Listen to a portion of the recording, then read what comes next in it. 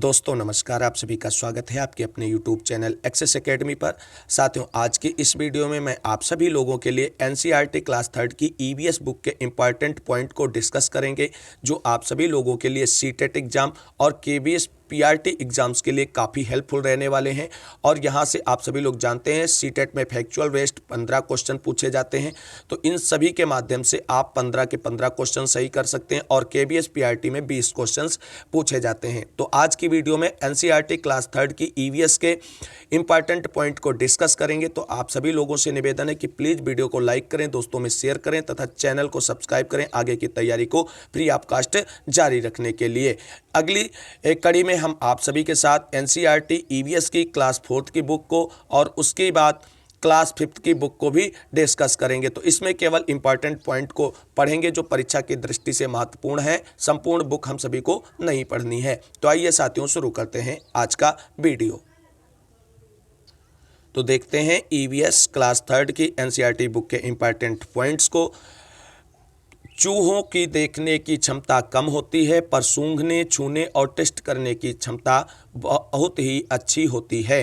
नागपुर के लोग दाल में चीनी डालते हैं।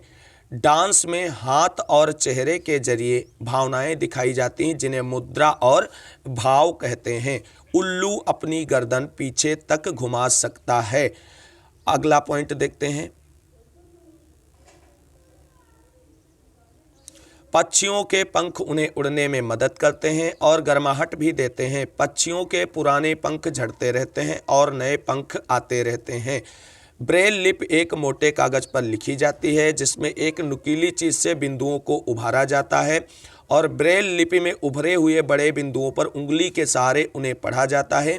और यह विधि जो या लिपि है, ये दृष्टिबाधित छात्रों के अध्ययन में बहुत ही उपयोगी होती है और इसमें कुल 6 बिंदुओं को उभारा जाता है और इसके माध्यम से ब्रेल लिखावट उन लोगों के लिए होती है जो आंखों से देख नहीं सकते हैं। वह उन्हीं बिंदुओं को छूकर समझते हैं कि क्या लिखा है। और ब्रेल लिपि में कुल 6 बिंदु होते हैं। कितने बिंदु होते हैं?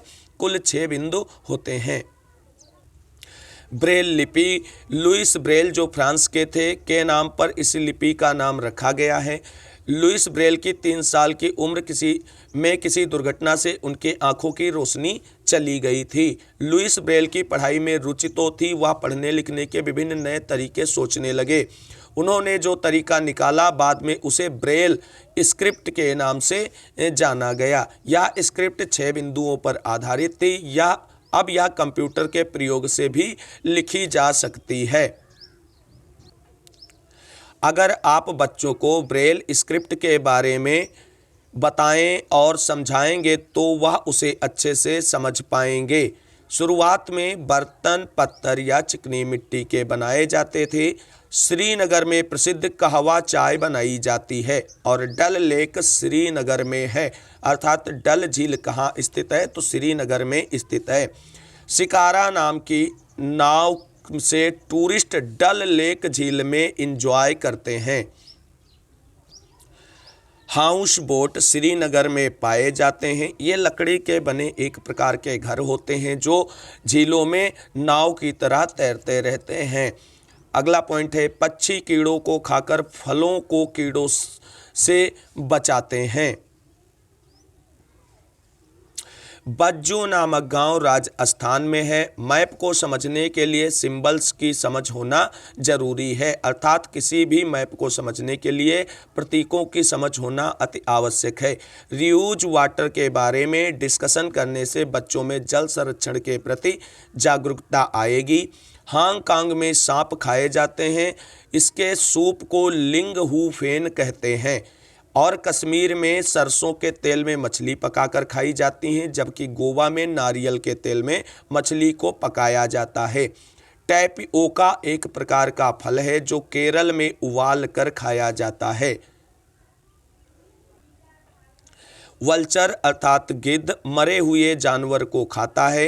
हम्बिंग बर्ड की चोंच सुई की नोक जैसी होती है और कबूतर की चोंच गुलाबी और पंख ग्रे रंग के होते हैं। अगला पॉइंट है, असम में घर जमीन से 10 से 12 फीट ऊपर होते हैं और ये बांस से बनाए जाते हैं और घर के अंदर भी लकड़ियों का प्रयोग किया जाता है।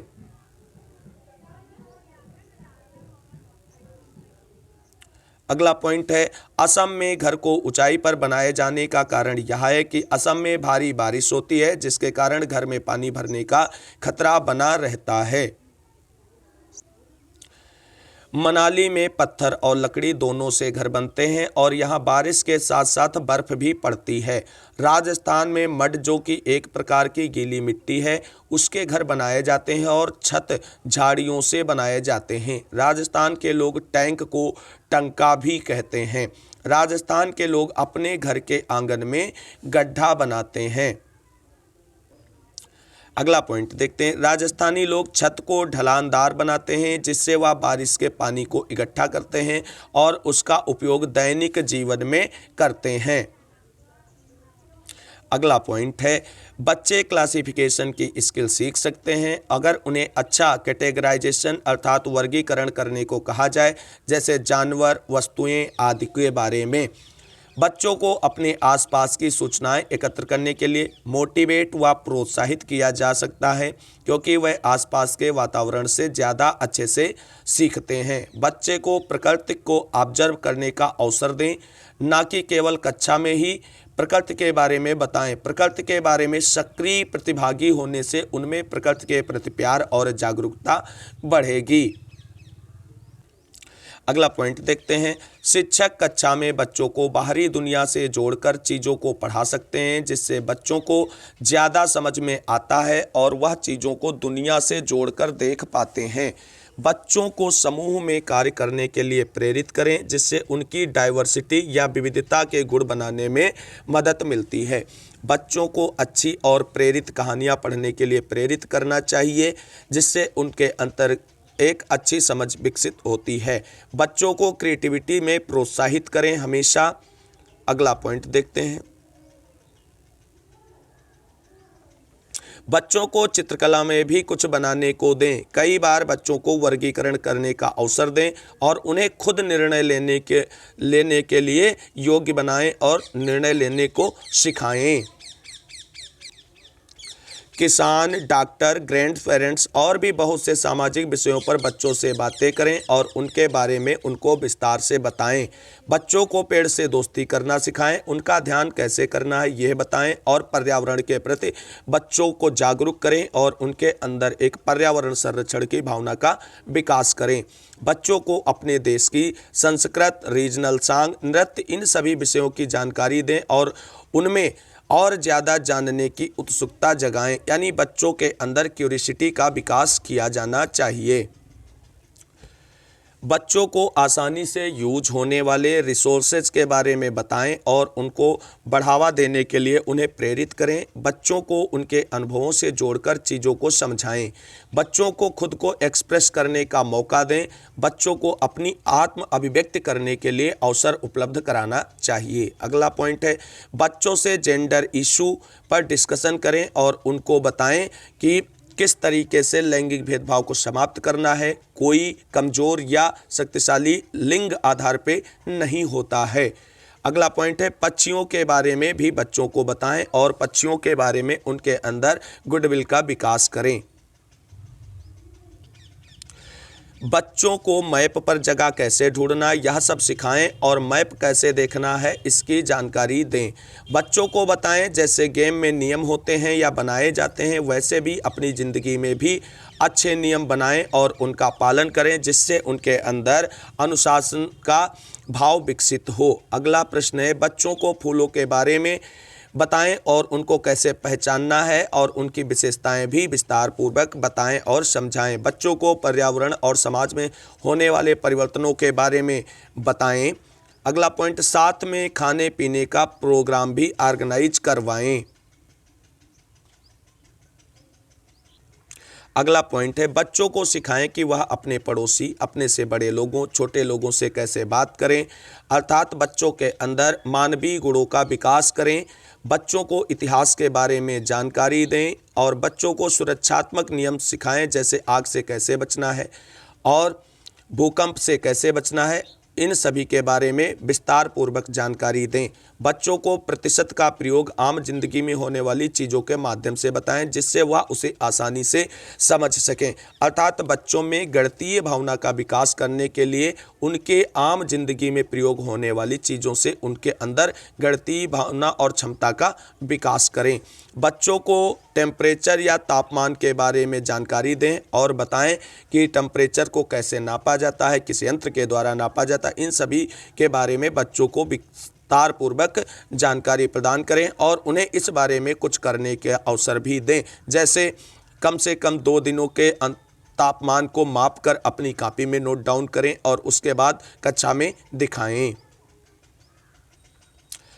और ऐसी ही बहुत सी चीज़ों के बारे में बताएं जिससे बच्चे आसानी से सीख सकें।